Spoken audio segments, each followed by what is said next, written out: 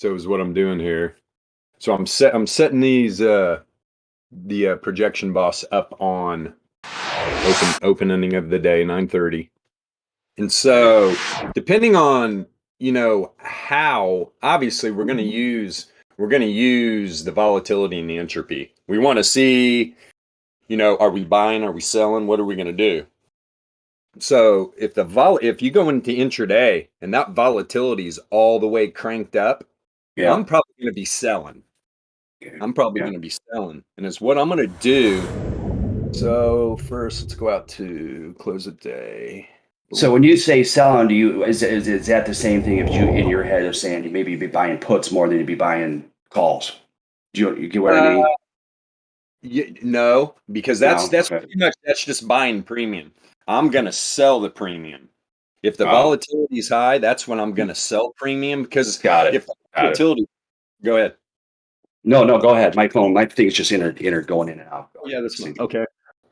So if the volatility is totally expanded, is what I'm looking for.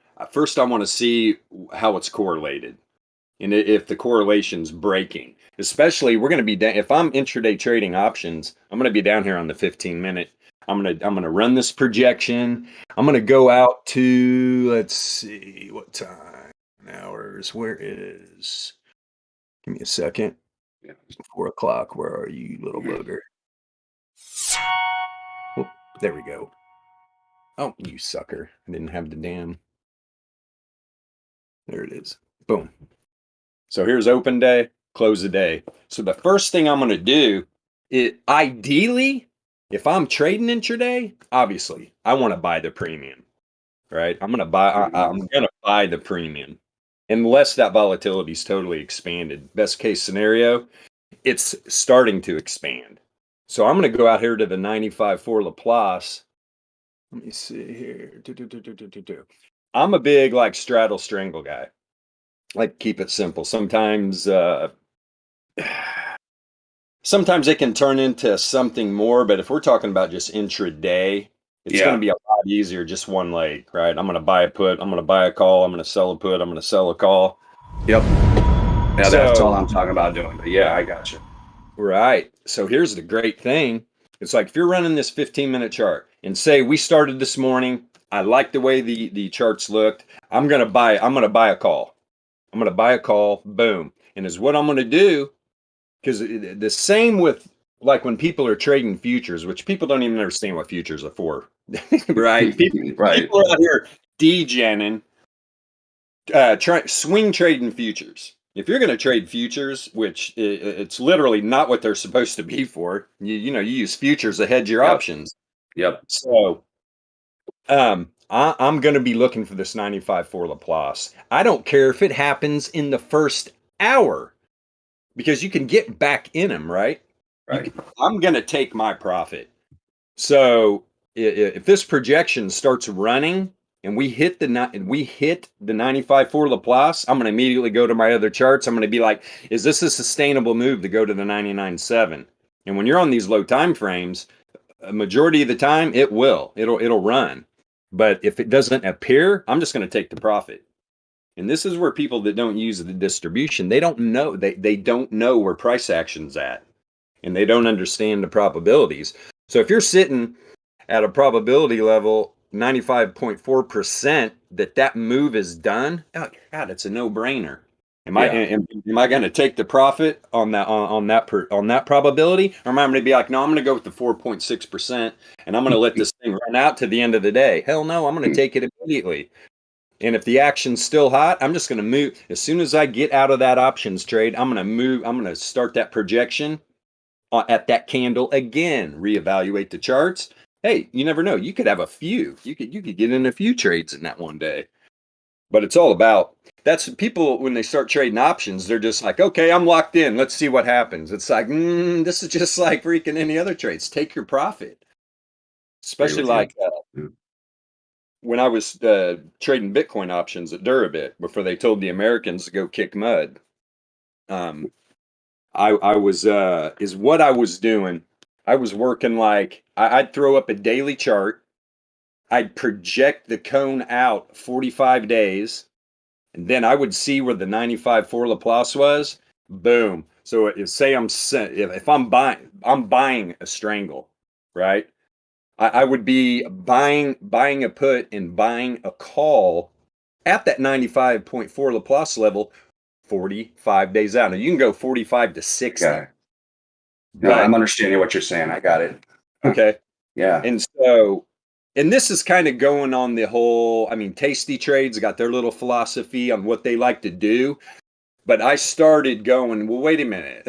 These guys have a fucking exchange. So it's like they're literally operating exchange, but and then out of the other side of their mouth, they're like literally telling people how to set up these options trades. And I started thinking, I was like, what if these guys are giving out this information for their exit liquidity?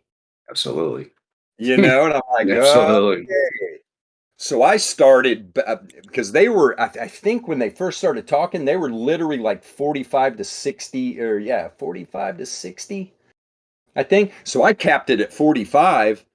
And then as soon as I would get, I'm talking like 50% profit, something like that, boom, I just get out of the trade. I take my profit. And this is like So listen, real probably quick, on a 1 minute, could you do the same thing, say, in 45 minutes and 60? So you're saying going out 45 days and 60 days, you think we could go out 45 minutes or sure. 60 minutes and do the same thing? Because that really makes sense when you say it like that. Yeah, and that's what I did on Yeah. the 15 minutes. Interesting. I Okay. ran it out 40. I ran it out 45 candles because Interesting. I want to see where those 95.4% ranges are because that's what we're Hmm. using it for. We're using it for we need to know when to take profit. That's why a majority of people that that are trading, unless they really know what they're doing, they're just gonna their profits just gonna ooze all over the place. They're gonna lose so much money. Yeah. Well, it makes sense. I could see. So if you're actually looking at that spot, let's say 45 minutes out at the 94% on the up and down. I see why you were doing the strangle or straddle, whichever way you were, whatever they call it. I get that. Yeah. So you're playing it. But that's interesting. So then that means I could look at, say, hypothetically, because you could look at SoFi's prices today. SoFi went nuts. I mean, the stock's up $1. It reached over 8. And I was looking at SoFi calls this morning.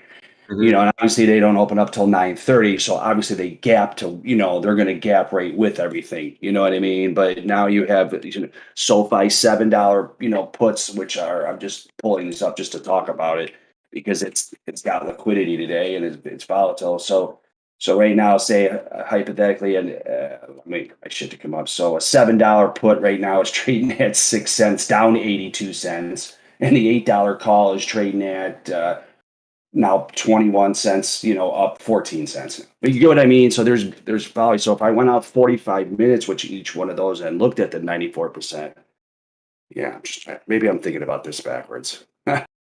Oh No, yeah. In the SoFi right now. Oh, that was a powerful outlier.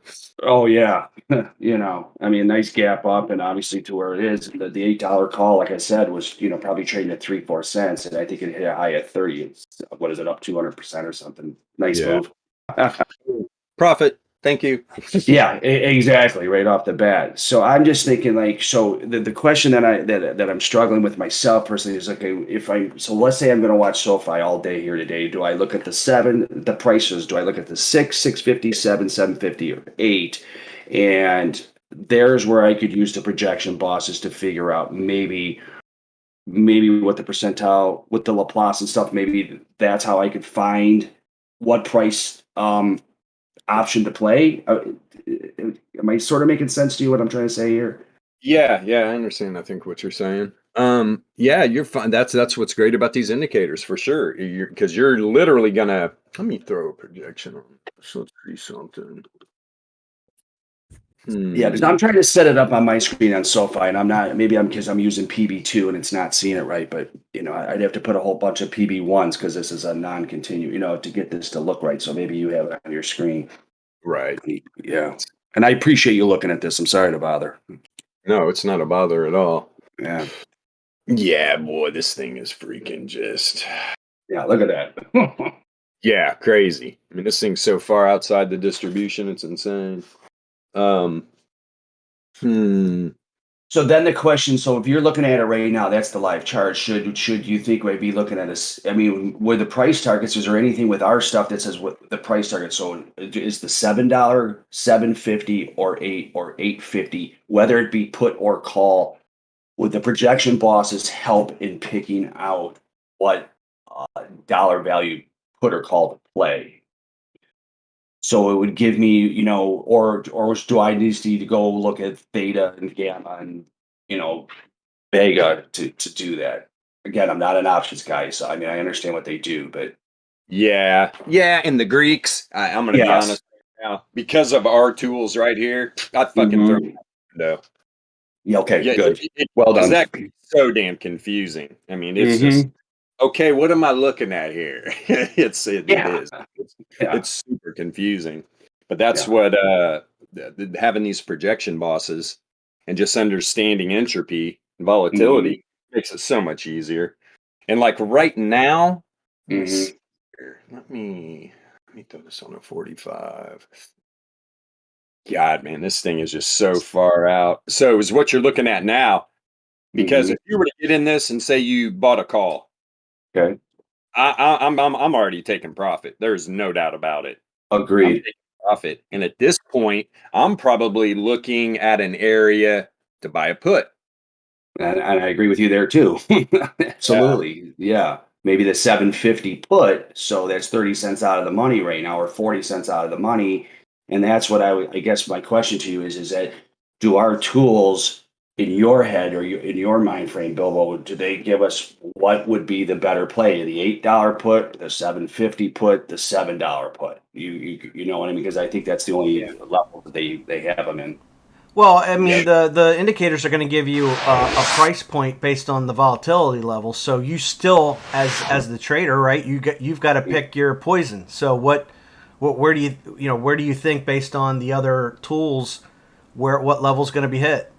So if Okay. you want to take your risk on the 95, or do you want to really do you think the outlier is going to continue and you want to then come back to the general mean, or there's all kinds of plays to be had. You still have to Right, make that right. decision. Okay. All right. And I got you. I mean, right now I'm looking at an $8, but these are expiring today. So I'm looking at, no, actually today's the third. These are expiring on the 5th. So they got 2 days left. So hypothetically, a 750 put is trading at 15 cents, a $7 put is trading at 5 cents. Both down like 70% for the day. Yeah. You It know would what I be mean? So interesting, again, Bilbo, if you put that marker back, like further back, and see what that projection looks like farther out. um, I the don't know thing if is, we probably want to run. We got to go lower time frames. But is what I would be using the 45 and 90. I'm looking at this 45 minute, and I'm like, number one, this is a massive outlier. yeah, The yeah. return oscillator is so far outside the 99% confidence interval. Look at the RO; it's way outside the 2SD band. Look at the DLP. Holy Wow. shit! I mean, Yeah. that thing is just yeah, up big time. And then I'm going over here, and this is what I was talking about: volatility, 100%. Yeah. Entropy. I mean, look at that entropy. Look at that trend. How yeah. deep that It's is. amazing. That's my This point. all Yes. day. Yeah. I would have been playing this real time, probably right at 10 o'clock. I might have, yeah, I $8, mean, 750, probably the 750 Yeah, because me it's later what? How much now. is the 750? trading for 14 cents right now. Yeah, It's down a that, dollar that would 10. It's coming that back would right now. probably that would probably be the better call. And that's a great thing about if you're buying premium, it's a Hmm. lot easier to be like, well, this looks like it's going to do what I think it's going to do. Worst case scenario. So you buy that. I mean, what, 15 cents? I mean, fuck, all you're going to lose is the premium. Right. So, Bilbo, if Different you put, selling. go ahead, go ahead, go ahead. If you're fucking selling premium, that's when you get these people jumping out of 50-story windows and shit when they get Yeah. their market calls. Oh, yeah. Without question, man. What's happening to me? So if you So put put SoFi on a 1 minute chart, like real, yeah, I see was about to on do that. yours, and then how does your PB play Yeah, out? You know what I mean? yep. So maybe you'd have the PB go back to the fourth bar of the day, then 36 there at the bottom, have it start there maybe. You see what I mean? So that would be, you know what I mean? I Yeah, guess. like the 935 candle or the 936 and have it start from there to show your projection. And maybe that would give, I don't know, maybe that shows a bit different picture. 35. Let me throw this on 35. Well, I would say generally, like you want to put these tools, these projection bosses on areas where that move started. That's why Bilbo's going back to where he is right now. You want to see what does that distribution look like from the area of where the volatility started. Right, MJ. That's why I said right around the 4th or 5th bar of today, which is perfect, right where he did it. Yeah, exactly. So look, so that's written. That's the 94%, right? That's written up the whole time, or is that the 90%? Yeah, the 95.4. Yep, it's right here, and it looks like it's going to make another charge up to it.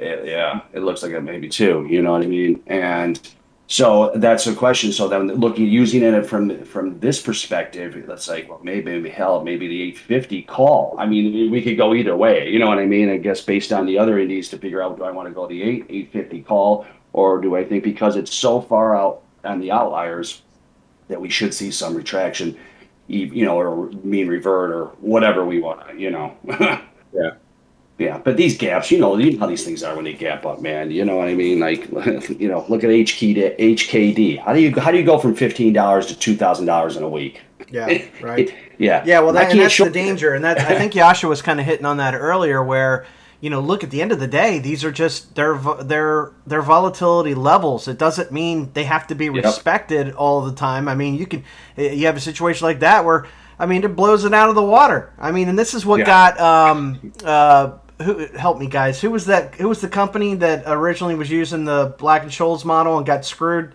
That the documentary was about. Long-term capital management. Yeah, long-term capital management. I mean, that's what's ultimately screwed them over. Is they trusted the math so much that they lost sight of the fact that they could, that when the shit hits the fan, the math goes out the window. Because if the whole world's falling apart. You're going to have a 6-7 standard deviation move, and you're going to be like, well, that was impossible to happen. No, it wasn't impossible. It fucking happened. That's awesome. Yeah, that's awesome. Yeah, I remember that happening, man. That's insane. Well, I mean, look at but at the same time, it's thanks to those guys that we have this whole model in place, right? They brought all this model to options traders on the market in the first place. That's why this stuff even exists. It was created for options traders to be able to trade futures and know that they have a better, statistical probability of being right. Yes. To reduce uncertainty and increase probability. Yep. So on futures. And it was not for what we do primarily, which is scalp low time frame, but we figured out how to do it by using it that way. And here we are. And so it's like now you can literally scalp options essentially with these tools without having to necessarily be an expert at the Greeks. Well, that's what I'm trying to do. That's the goal here. I'm sure it helps. I'm sure it helps. And options are so complex that I wouldn't even pretend to say I'm a good options trader. Yeah. But, the Greeks are super important. But at the same time, dude, if I can scalp them, ultimately I'm just buying and selling. Absolutely. So, it's like I'd rather just scalp out, scalp Delta and be done. Oh, I agree. So, and today's a good example for these because you have SoFi moving like this and you have Ford Motor Company, both stocks that have, fairly been beaten down, both stocks that are, they're smaller price. They're not moving $40, $50 like Tesla and all that shit. So great day to be there. And their prices on their options are cheap. So, like you hear me saying they're, for that, hypothetically on this, SoFi, the 850 call right now is at 6 cents. You know what I mean? And then the 750 puts at 12 cents. So, cheap to play. Ford, the same thing. It's trading, 1571, and you can do a 16 call or 1550 put, both very inexpensive. 17 cents and 19 cents. And that's what I was trying to figure out is like if on a 1 minute, if I put the projection bosses, put up the entropy, put up the AME, all that kind of shit, if I can correlate that to get, to make that profitable. Which is why I'm asking you guys about this right now. I mean, that's why I like the projection boss and the Laplace levels when I'm looking at things like short-term options trades, because they give you an incredibly accurate scalping level to use that you can use. And with the RMLR and the direction predictor, I mean, dude. Yeah. I You see got how it works. You see how it works. Scalping perps or scalping, whatever Yeah, spot. Like it's the yeah, same thing. It's just a different asset, but it's the yeah. same thing. And you see the moves very clearly, and it's like you have a very good indication of if you're going to be in the money or out of the money, or striking exactly on your target or whatever. You have all that information, and I don't know. I don't. I'm not an expert options trader, but it's not the hardest thing in the world to do when you have this information. Like Mhm. it reduces a lot of Yeah, it the takes a lot of the mystery out of uncertainty. it. Yeah, for It sure. really does. It makes it very visual, maybe almost.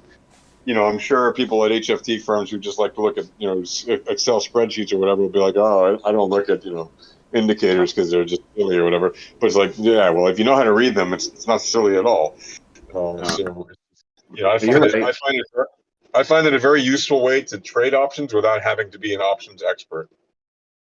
Well, that's good to hear because it's exactly what I'm trying to do as well. And I trade the minis. I think they work. These tools work amazing for the minis because it's obviously it's the index. Yeah.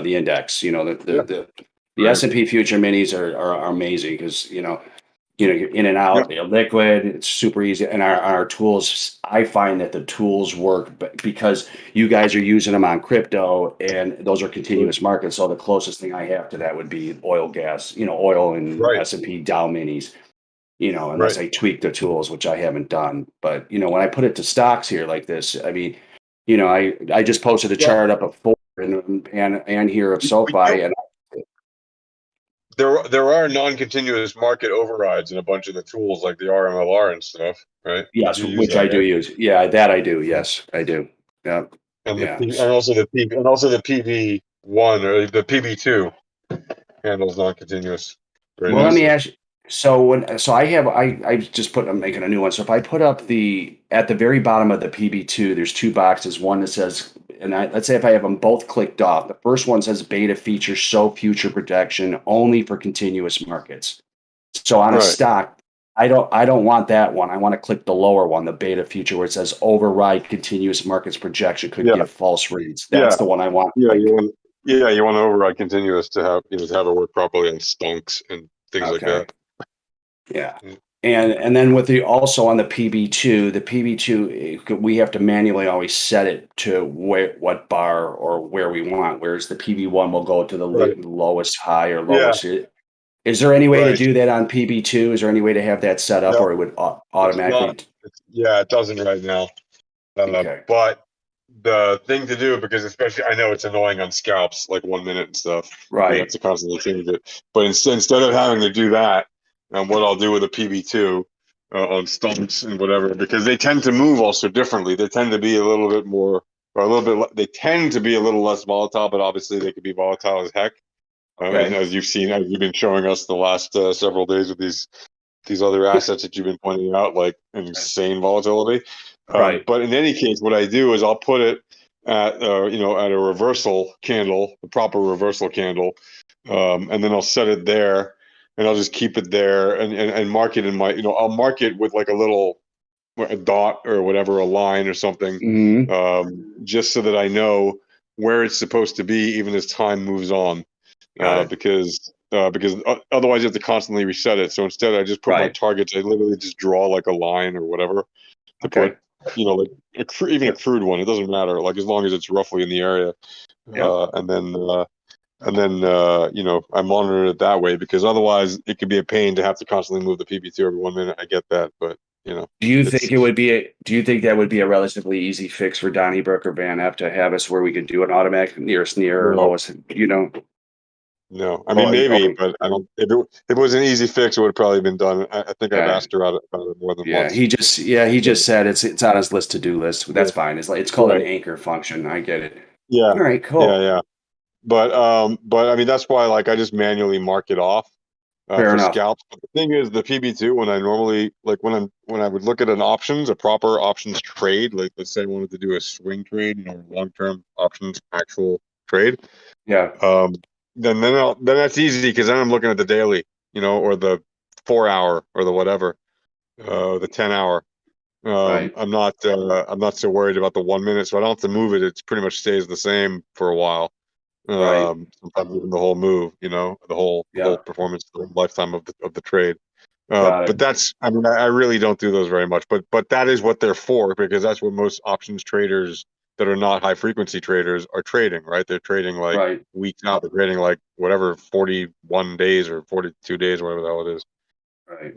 Um, Well, I so appreciate the answer. You answered what I was trying to say.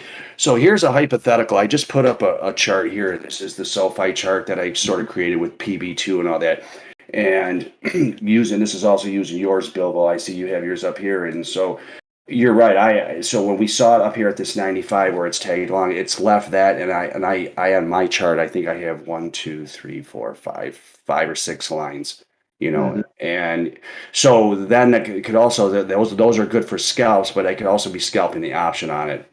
I was just curious, and I guess it's just having to use all the tools, even like you said, MJ. If you're using all the tools, that would help your decision whether you're going to play the 750 call or 750 put or $8 or 850 call. Just figuring out which one it is. And I was just curious if you guys had insight. Would these tools help you pick the asset between the call or put any differently, or any suggestion you have? But I think you guys have answered this already. So Yeah. It's yeah, all going to depend on volatility for me, whether well, that's buying or selling premium. But boy, it helps the entropy, right? If you're going into a move that's trending, it's a no-brainer. You're going to buy premium.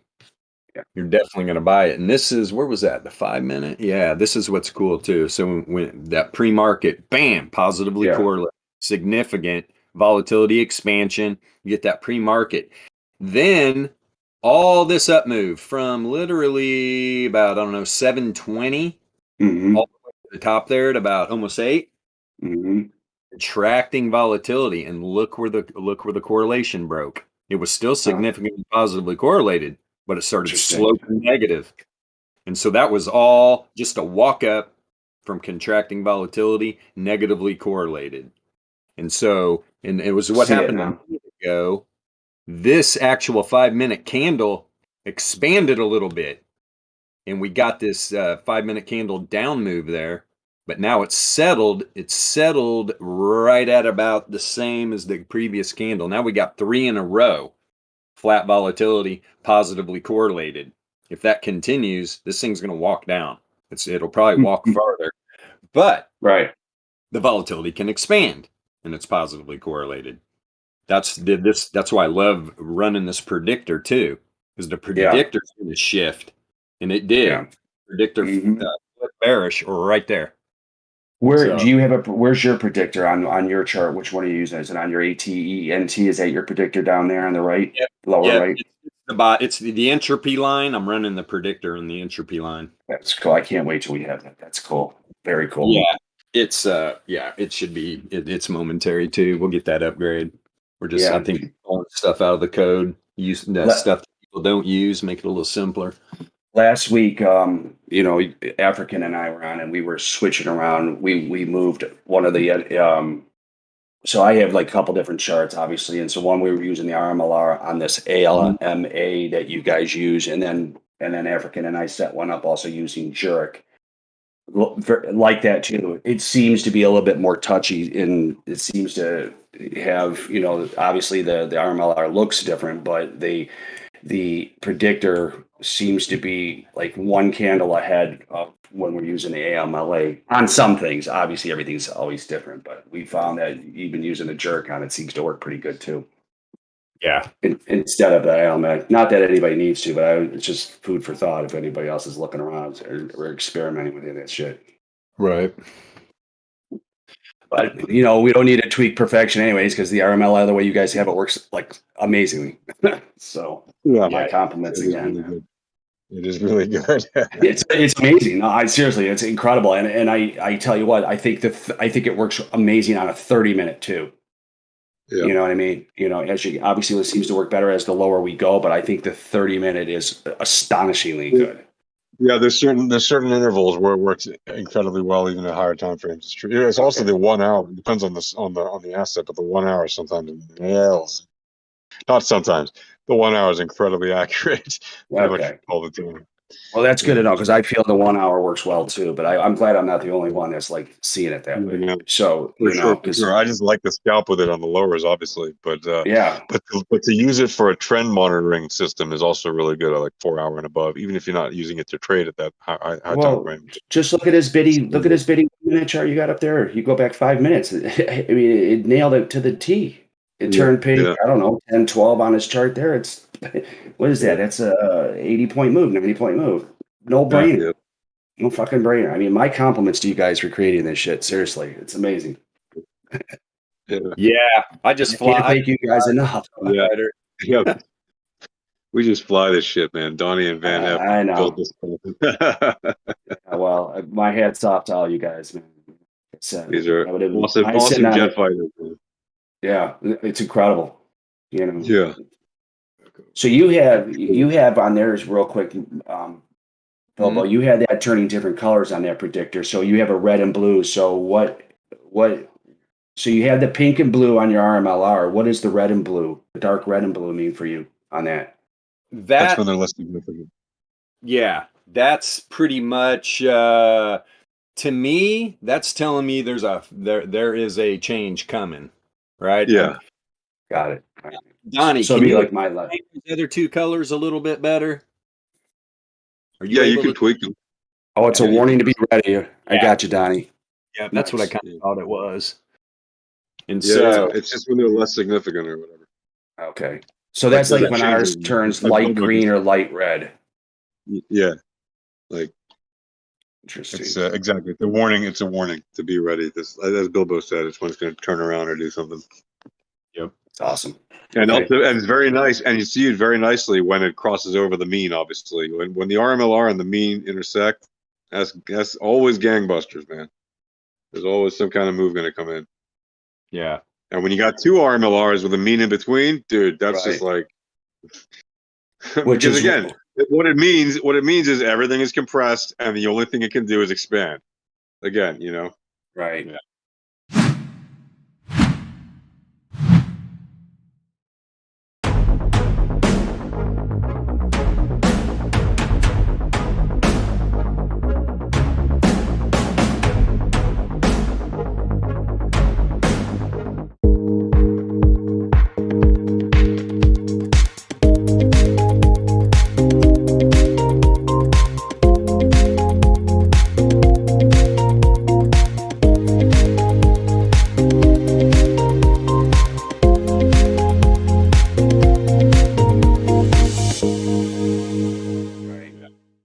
Well, I use so the only way that the way I've created a mean, and maybe I'm wrong here, is I use the UPM, and I have one of my plots as a 35 power mean. Does that Yeah, sure. Does that I work use within your 33 a math? lot, or 30.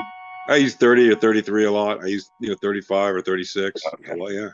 Right. Yeah. So I found that African gave me the 35 one, and I think the 35 one using that and RWT at say or in cahoots also I think works very well too.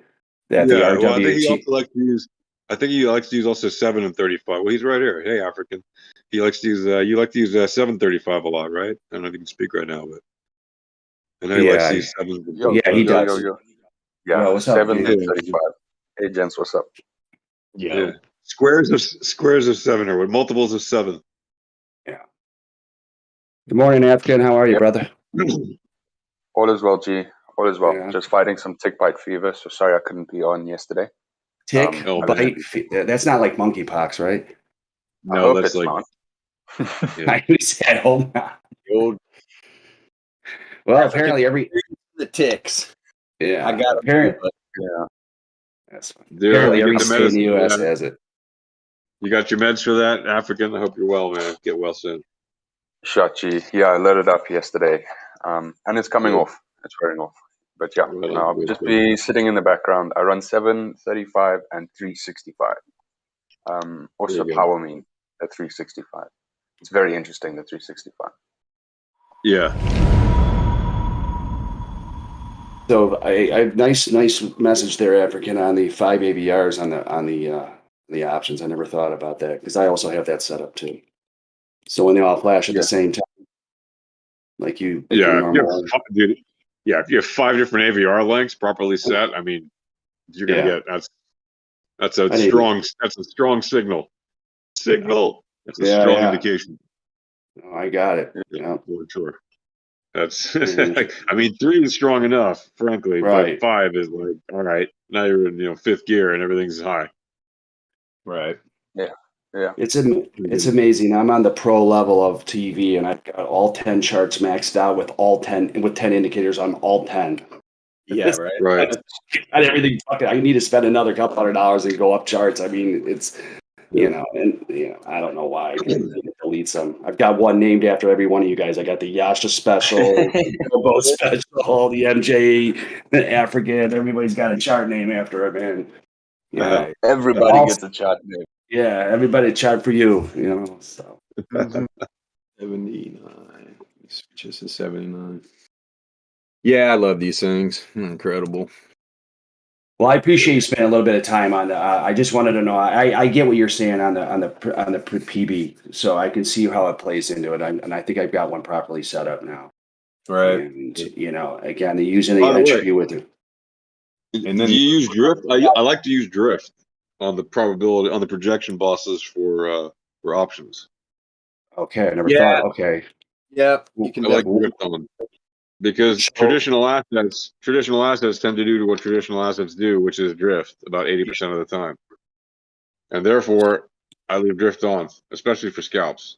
so do you still leave the length drift at 365 and the max possible bar extended 3000? Is that still okay to leave it that way? Yeah, sure.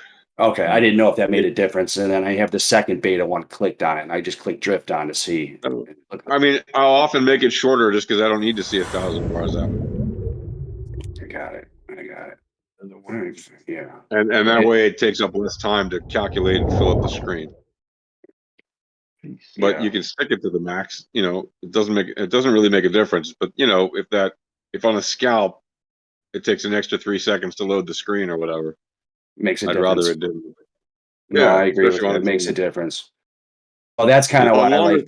On higher term, who cares on long term, Yeah. high term frame, but on scalps, it makes a difference. Every little counts. That's I'm why with I you. actually have a minute. Like what I actually do is I have the screens I share on Discord are not the screens I use to trade because I use a different computer that has, just the trading exchange on it. And then I have another one with the actual charts I'm looking at, which are very minimalist compared to what I share in the channels. I remove as much as I can. Yeah, the one I mainly trade with is I'm the same way because it's some of these. It's like my daughter walks by every now and she's like, "What the hell are you even looking at?" I'm like, "It's just air traffic control. Don't worry about it. It's going to be okay." Exactly. Dots and blips everywhere. I mean, just because I want the chart to be as fast and up to date as possible when I'm actually trading, So Yeah, I have very minimalist charts that I use with all the information I need, but just not a bunch because I have usually a lot of duplicate information that's really not necessary. yeah, So me too. I pare it down, and then it's just all in one screen or 2 screens, and I'm good to go with that. And so you have a whole set. So you're actually executing everything off a whole separate computer, you know what I mean? Because I have everything running. I have on like one a bunch machine. of little. I have like a bunch of little, devices for each exchange. Well, that's cool. So probably keeps it That so way it's fast. Yeah. Also that way, if one exchange goes down, it doesn't kill the connection or whatever, or it's just better to have them separate, ideally. In a world where, first of all, I'm at the mercy of the internet not dying on me, which happens. Yeah. And therefore, I'm never on any exchanges anymore that I can't also get in on a mobile app on like a 4G or a 5G connection if I have to, so that or even an edge connection if I have to, so I can go in at least and cancel my trades because I'm not going to leave. If the internet goes down for even 10 minutes or something, that's not good. So I keep it on different. But I mean, you don't have to have them on separate devices. No, it's just I have mine all on run. I have no. I paid up for a better machine and extra memory and all that other shit, so I'm pretty good. And then I told you I was dealing with cable, and it turns out that they had to They first off they didn't even run it all the way to the pole the first time correctly, and then the second time it turns out the cable that was running into my house was bad. So the whole year and a half I paid for a gig, I never got above 100. Now I'm good. I run like 300-400 out of it. Yeah, so it's fine. And but in any case, a couple monitors, 2 or 3 or 4 is usually plenty fine for what I need to do. Yeah, I got 3 27-inch monitors I sit in front of, and it's almost too much. Yeah, I've got like a couple of gigantic TVs like that I just use as monitors, and a couple of regular computer type monitors. But it's just like 3. Like 2 is even enough, frankly. But like 3 is totally fine. Yeah. 4 if I need to. 4 if I I'm really busy trading a shit ton. But I usually got I'm like not. monitors running the exchange. The other 2 I got charts on. Yeah. Same. I think one Yeah, app it's for the same trading. concept. It's the same concept. I just separate my bus ports basically by having different devices. But I'm separating the ports on that are using on the router just by having different devices, so that because this happened to me more than once, that like one exchange will be hard to use and it'll lock up whatever the hell else is going on that machine, and like on Binance or on Bybit or on KuCoin or on Coinbase, whatever, any of those exchanges, they'll like lock up during super volatile times. And then it's like you can't do anything on there. But if you have each one on a separate device, you can at least get out of the ones that haven't locked up yet. Yeah. Because Binance does that a lot, dude. I mean, Binance really, and, like every time there's a Coinbase big too. and Coinbase. It's Yeah, they're notorious for it. Like, Yeah, if you ain't logged in during the big move, you ain't gonna be logged in until the big move is over. Yeah, for sure. And if That's you even crazy. are logged in for the big move and you're trying to get out because it's going the wrong direction, you ain't gonna be able to. It's crazy. Yeah. That's why you got to be on it. Yeah, it's crazy. Coinbase is pretty famous for being the on ramp, here in the States, right? Oh God. Because that for a long time that was the first and only place you could easily buy crypto, and right. I remember it never failed. Like you'd see some shit going down, and try to go in and buy some stuff, and it's like frozen. I mean, it's a piece of shit. Oh yeah, it's terrible. Oh, dude, it's fucking terrible. In the run up to 20K in 17, I mean, Coinbase was locked for hours at a time, and it was horrible. I can't imagine that. It was so bad. Jesus. Yeah. I mean, that makes you think, right? Like, what are they doing? Oh, could you imagine the scalping that was done in those run-ups back in those days? Oh my God! If I was making markets doing this stuff, it's just a license to steal, and you don't even need a license. Yeah, right. Yeah, but in 2017, it was still mostly retail back then. In 2017, right? It really started to be big banksters around as soon as that bubble popped. Right. Yeah. In 2018, when they all got in. They all got in on the cheap during the drop in 2018. Yeah. Well, that was smart, but I mean, if you have no regulations, I mean, obviously now they're busting people for insider trading and that shit. But I mean, that's what 5 years later, 3 years later, whatever the number is. It usually takes that long anyway. They're going to end up regulating all those exchanges, and a bunch of them will go away. And and Coinbase is right. I mean, Coinbase is fully regulated. That's the only reason they would manage to prosecute anybody. But like all the other exchanges, even Binance has a group of people that work with the regulators, but they're not regulated. No, exactly. Unregulated exchange. They work with federal authorities because they want to have a good relationship so they continue doing business on Binance US. But that doesn't mean they're regulated. The bottom line is Binance US does fall under US regulation, but like regular Binance, where all their actual business is, does not. I don't think they enforce best execution practices. That's what happened to me when I was making markets. So they changed all the rules that every print I got, you had to get. So it basically said to us years ago that like unless you have a not held order in your hand or 10,000 shares or more, that basically every print, all the risk shifted from the customer to the broker dealer and market maker, which is who I was.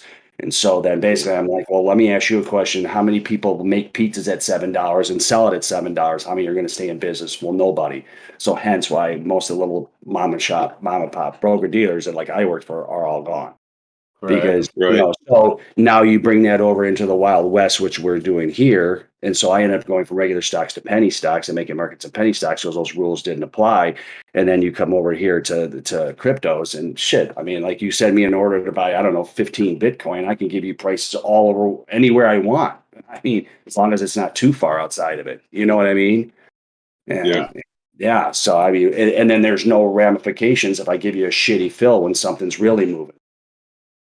Maybe there is. I don't think there is, though. Right. Yeah, because I look at some of the fills. You hit Coinbase now. If I hit enter, it's just like, between the time I hit enter and it says that the trade is done. I mean, you kidding me? It's a couple seconds sometimes. Right. Yeah. Right. How many And times that's on their Depends on what you buy, that's on their right? proper that's on their proper exchange version as opposed to the retail just spot buy site, Exactly. So which is even worse. yeah, that's my Plus, point. Yeah, how many on orders my were part, front run to your to your buy? Yeah. The New York Stock Exchange, here's a funny story. I mean, you guys know this. So when I first started trading, I was a runner on the New York Stock Exchange. This is like 87 and 88. And there were probably 3,500 guys down there running back and forth, traders in the pits, and guys off the side with phones calling up to the desk. And, now if you went down there, there's about 80 guys down there. That's it. There's only like 80, 70 or 80 people left. And all the sides of the New York Stock Exchange are just nothing but supercomputers at the high frequency firms. So they have instantaneous connections. So if you're sitting at home at Schwab using them hypothetically, and you go to buy 2,000 shares of market of Microsoft, their computers on the floor literally will see it and flip it back and forth 2 or 3 times in the 1 second by the time you get your fill. Yeah, You that know what I is mean? If so it's just insane. automatic. It's crazy, Sure. It's nothing but high, supercomputers. So when you walk down on the exchange, you have your Cheddar, CNBC, and Fox all set up down there, and they're like, booze, there ain't nobody left down there. You Yeah. know, Yep. it's And they're sad. literally running millions of trades per second per bot. Right, exactly. Yeah, It's just like the low end ones are running hundreds of thousands of trades per second. right. Yeah, right. The low end ones, the ones that like a junior developer makes to show them that he knows how to make a bot. Right. It's insane. I mean, so so basically you want to talk about fronting. So you made it illegal, which I never understand because they used to break our balls all the time about front running or trading ahead of a customer or not posting his order on the exchange. You've made it to the point where, but it's okay for guys to jump in front of your order 14 times in the 1.5 seconds it takes you to get your fill. Everybody's traded it for a zill in between. I don't know how they do it because the NASD and the FINRA and all that used to charge us like a 0.000001 per share. But if you're doing 100 million shares in a day, those fees got to add up somewhere. Some of them's absorbing that, unless they don't have them anymore. But I think they do. I guess it would be like a gas fee in this, right? In crypto, right? Sort of. Yeah, probably. Yeah. Yeah. I mean, I guess I don't know what gas fees are except for the fees to do the transaction. Yeah, that's what gas fees literally are. They're paid. They're partly paid to the miners for their effort in making the transaction and mining the crypto, the block. Right. But mostly it's burned, right? In order to keep the currency. Anyway, but that's what gas fees are literally. But the thing is that the miners are incentivized to not make them ever be cheaper, right? Like they're happy when they're more expensive, obviously. So is it controlled by the price of gas fees controlled by anybody in particular or any regulated body or no? It's controlled by basically the flow of traffic on the ETH highway, essentially, right?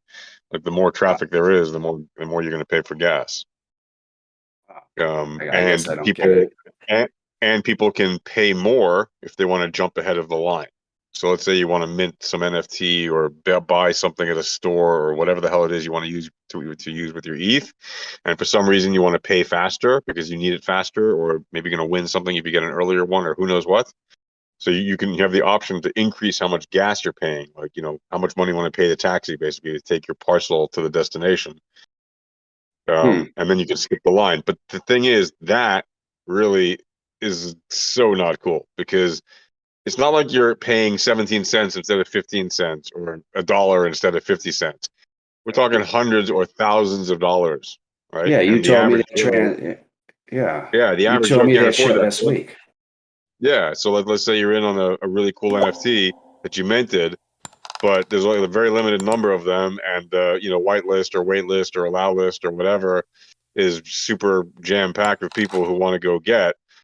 The whales are going to win every time because they can just overpay for gas and they'll jump ahead of everyone and which is really not the idea or the spirit of crypto at all. But again, the people developing ETH are gigantic banks, gigantic See, I institutions, don't work today. governments.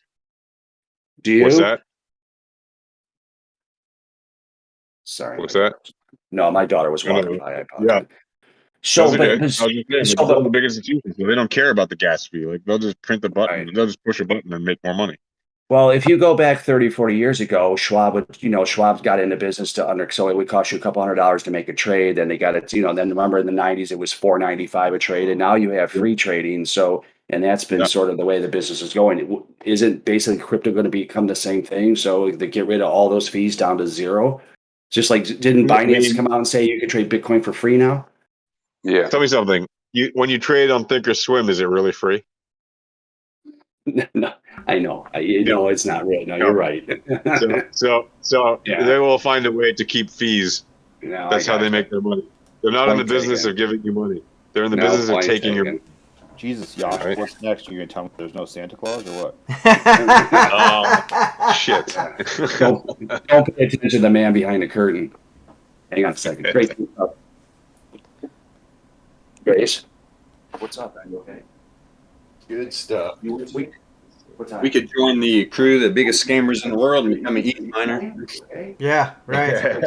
Well, that's the thing. Like all these fees and all that stuff, a lot of it's written right into the code, so it's calculated automatically in the code. It's a game, but they're going to change. It's going to change. So everybody, in about 10 years. About 10 years. Right. It'll change. Yeah, right. Because you can't. So you could have all these cryptos get together and say, okay, we're going to run this one gas fee, and then that's manipulation. You know what I mean? Like, What do you mean? What do you mean? All these cryptos run this gas? Like all the ERC. Yeah, like that's what I don't. Sorry. Like all the ETH tokens, the ERC20s and the ERC721 NFTs and all that shit. They all have their own. You pay gas according to the token's traffic, not according to necessarily ETH traffic. But because you're paying usually for that transaction in ETH, you're anyway getting screwed over by the ETH traffic transaction volume, etc. So, but the thing is, different tokens have different contracts. So some contracts are optimized to have lower gas fees, others are not. Some of them will charge you incredibly high rates. There's plenty of DeFi staking contracts where if you want to, I think I've told you this, where if you want to unstake a claim that you had, you staked some amount of whatever shitcoin for some amount of time, the actual transaction cost could be hundreds or thousands of dollars when the value of the transaction may only be $100, $200. So you're paying like $2,000 to get out, $500 to get out $200 worth of stuff. Why would you do that? Well, that's what you explained to me last week. That's what I didn't understand. And can't. There's some regulatory body that says, hey, you can't do that. No. It's not. No, because it's baked into the code. Did you say regulatory? Say that again. It makes me laugh. I know. You know what I'm trying to say, though, guys. No. The answer is no. Yeah, the answer is no, and also that it's nothing that anybody can do about it because it is how the code is built. That's why Solana is so popular because that code is generated to have very low fees baked into the code. Right. So. Right. It's stunning to me, and that's okay. So if you buy it, if it costs you more to sell something that you own and you're in a profit, and then you got to sell it, and you lose everything, then am I missing something here? Yeah, basically, ETH turns out to be it's just a protocol for the rich, and so when they're throwing around their freaking monkey DAOs and everything else, whatever NFTs that they're worth millions of dollars, they don't care if they're paying thousands of dollars in fees. It just doesn't matter to them. Right. That's exactly right, and that's exactly why it's best to frankly avoid most of the shitcoin projects out there unless you really know what you're doing. And you have the right position size, because if you don't, you will get screwed on that kind of thing. And that's why there's some, like even Hex, okay, which is everybody saying, oh, it's a scam. But listen, I can tell you, I got a nice chunk of change from having Bitcoin and claiming my free Hex over the years. I did very well with that when I was at the top. Nice. But even that, okay, they have insane fees because the longer you stake, the higher the transaction fee. Like that's an example of where you could be paying hundreds of dollars for like a $20 transaction, which is nuts. So what they did, because the inventor of it was like, he's like, ETH is the scam, the gas is the scam. So what he did is he built this other chain called Pulse or something like that. Pulse X, Pulse Hex, Pulse whatever. And it's basically like a clone of Hex, or, in a sense. And then there's one that's a different one. And it removes that gas nonsense because of that whole thing where the longer you stake, you're paying these insane rates. And the founder of that thing was like, yeah, this is not sustainable. Even though it's still the best option for what it is, it's still not sustainable long run. So they made this other chain and this other crypto just to solve that issue. And so it's basically a new project. But I mean, gas is a non-scalable solution the way that it is right now. If they really want to be the internet or application, the new application thing for the world, you need to solve that gas, because nobody's going to pay thousands of dollars for an app or whatever. Right. It's just ridiculous. So it'll just be down the road, just like it did with stocks. It went from $100 a trade to $4 a trade to $1 a trade to free, or whatever. You know what I mean? And yes, you're right. It's not free, but I got you. It's never going to be free, because who's going to mine for free with all that power that it costs? Who the hell's going to mine for free? Even though ETH you can mine on your laptop, it still costs electricity. It's not free. Well, but and this one, but the price of the ETH, if you mine a ETH token and you get $1,500 for it, that's who would do it. But 99% of the time you're mining, you're not getting anything. Oh, I didn't know that. Unless you're mining in a pool, right? But if you're a proper miner on your own and you're not in a pool necessarily, and you have your own mining machines to mine every block yourself, you're just paying money all the time, and once in a while you get a block, maybe. Got it. Okay, got it. Right? Like, it's statistics and probabilities. Yeah, it's very and competitive. The probabilities are not so good. Yep. Because you're competing against other people with faster machines. And on ETH, they're kind of ASIC resistant, so you don't have giant supercomputers mining it in the same way that they do Bitcoin. I mean, you do, but they're not getting the benefit of being giant supercomputers necessarily, compared to like Bitcoin miners, which are, super expensive machines basically, and most retail Bitcoiners are not buying those miners anymore. Like, the last time retail was really mining was like in their first couple of years of mining, and as soon as they figured out how to make good ASICs for that, it became the only people doing this are super Bitcoin mining hobbyists and stuff, and people who figured out the business. Well, then the other scam is now all of a sudden proof of work is killing the environment, so everybody's going to proof of stake.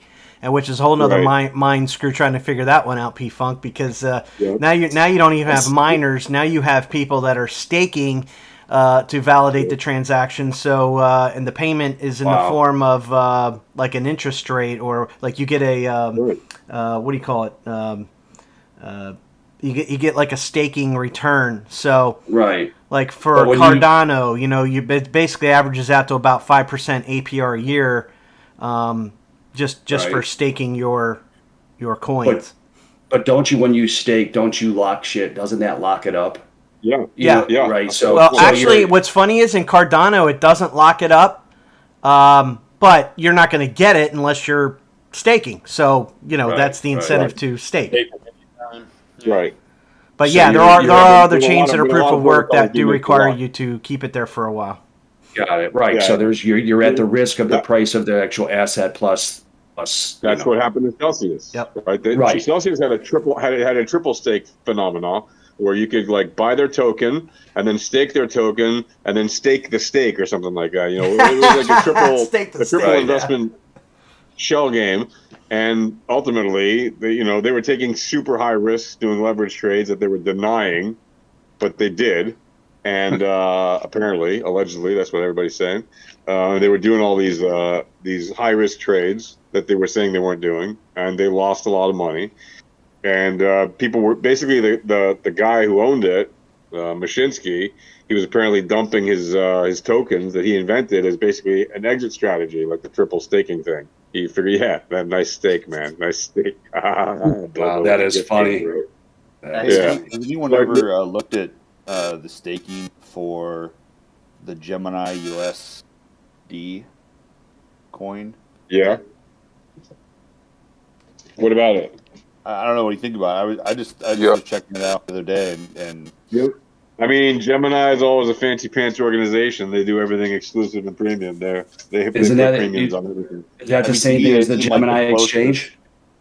Yeah. To me, they seem like the closest thing to a regulated crypto. Yeah. Honest. Yeah, that's Sure, the man. Winkle. That's the Gemini, Winklevoss twins. Yeah, that's the Winklevi. Yeah. The Gemini project is The Winklevoss. Facebook twin. Yeah. Yep. Yeah, the The Facebook Wink- twins. The Harvard Roads. That's what I Aren't always they remember them as. Aren't they the ones that invented Facebook before he stole it? Or Oh, so Yeah. they say. They invented another social network that they claimed was Yeah. the we're- Facebook. And then we said, Okay. Should have locked that Well, shit. it's like, well, he did it though. Like they might have, like ideas are worth a dime a dozen, and he proved that by just buying them out with, whatever. Yeah, got it. All right. I knew there was something Yeah. there. Yeah. That he, Yeah. he They have a long history. But the thing is, they've done business together since then. Even like Oh, they don't. really? It's not like they're mortal enemies or something. They're practical business people. They run into each other at the Harvard Club. So P-Funk, I got a question for you. So Yeah. I don't know if you have time, or maybe it's Yeah, not. we got plenty of time. We've been Go on here ahead. for a while, but I was just curious how you have incorporated these tools that we have into your trading. What have you kept? What have you let go? And just if you care to share or whatever. How do you use these in your trading? Completely. I got rid of all TA before this. I didn't use much TA. I just used to use levels like in my head, right, that I would look at something, and I 100%.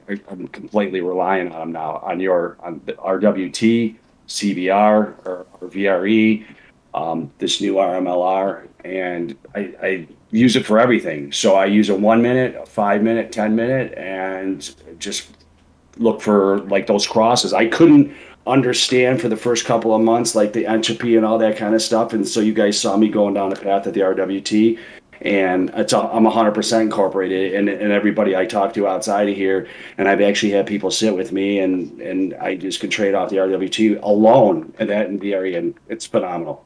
Yeah. I'm trying to get it in front of people, and people are seeing what I do that come over to my house to see my setup. So it's amazing what you guys have. And I talk to Yash every day or African every day. They'll both tell you. It's all, I can't imagine not having them. But I mean, but I'm pretty sure. I mean, definitely there are firms that use these things. Oh yeah. Oh yeah, these big guys. They just have different tools, but yeah. They have their own guy doing it. But I mean, the way you guys have put this whole collection of stuff into one package, you know what I mean? Yeah. I can't, like you guys, you said you went without it for a year. I don't know what I would do. If you guys turned me off tomorrow, I don't know what I would do. I'd be sitting dumbfounded looking at a chart. We love it, man. We love Once you get to it. the top of the mountain, right? It's like, can't live without these.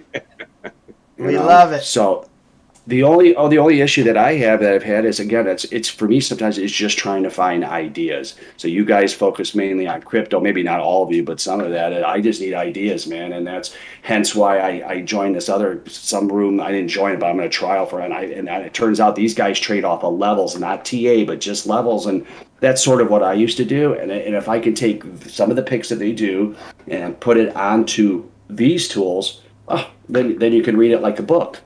Hence how I found out about Ford this morning and SoFi this morning.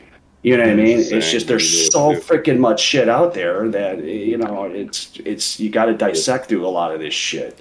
Well, it's part of it's one of the harder things to do because everyone trades differently. Everyone's got different goals and priority. So like there is no one strategy to teach somebody. Right. Everyone's got to take these tools and make their own way. It's just the nature of it. Just because we all trade different things, different assets. We all trade different time frames. We all trade on different exchanges. We all trade. There's just so many variables. Agreed. So agreed 100% with you, MJ. And I'm just and that being said, is I'm actually glad that I spent the last 4 or 5 months learning it rather than somebody just giving me the call. Yeah. Because now I know how to fish. Yep. You know what I mean? Yep. Well, and you know what? And it never ends. I mean, we're all still learning. And then there's always these updates, and Van will find this new trick, and so it's never ending. It's awesome. That's what makes it fun. Plus, well, you guys also actual giving of actual signals, especially on scalps, is just pointless. Like that would be. It's late. It would, like How can you tell anyone, yeah, take this trade on the 1 minute? Like, it's just completely, Yeah. you know, they're never going to be in the same position to do the thing. No, exactly. Why would you even, by the time they find out about it, it's already over. Yeah, the move's been made. Or you get most rooms when they're telling you something like that, all you're doing is buying their stock. You're literally buying them up so they can dump on you. Yep. Yeah, exactly. Yeah. So again, I find any ideas and anything that I look at or anybody tells me about anything, all I do is put it onto our tools, and then I'll tell you the real picture. Yep. Exactly. Which then becomes, but MJ, back to your question, I can't imagine it's changed everything I do as trading, and I'm glad it did. My compliments. You're part of the team now, man, because we're all in the same boat. That's exactly all of our journey leads to that. We're all doing the same. We're like, okay, we're screwed now because we can never not have these tools because no.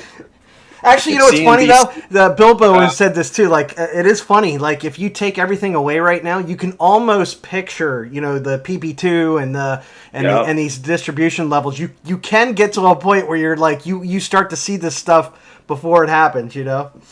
No, you're right. I agree with you. Yeah. But like those couple times I didn't pay you by the 20th, or I paid on the 21st, and then you had to turn me back on. Yeah. And I'm looking at my computer, and it's like empty space. I'm like, all right, what do I do for an encore? We love it. We've got you. We're like selling cocaine, man. You're the user. We got you. Yeah. Go. Thanks. Great. Already been down that path. Been down that path, man. Sorry. Thank God that ended 7 years ago. I'm lucky I made it out alive. That's all I gotta say, guys. I'm lucky I made it out alive. This is better than that, yeah. This actually, I can be okay the next day. Yeah. Your brain's a little fried, but just not as much. Yeah, right. Well, and exactly. If you're watching the Idiot Box and these so-called financial advisors are telling you to buy a certain stock, go immediately and buy a bunch of puts. Yeah, right. Absolutely. So true. They call it the Kramer Fund. The Kramer Fund. I think there's guys out there, honestly, that have tracked him that have gone to reverse everything, and they're up like huge compared to like him. You know what I mean? So what I want to do is I know there's people that track Pelosi's husband. His is outperforming the market like crazy. So that's the one we want to be on. Yeah. And I'll tell you what, guys, you can continue. I got to get off here. I got to go do some stuff. Yeah, I got to go too. Yeah, me too, guys. I'm gonna go grab a bite and another cup of coffee. It was a pleasure. Thank you guys for coming on the opening. It's good to do this to you. Yep, definitely a pleasure. I'll see you guys tomorrow morning. All right, gentlemen. Bye.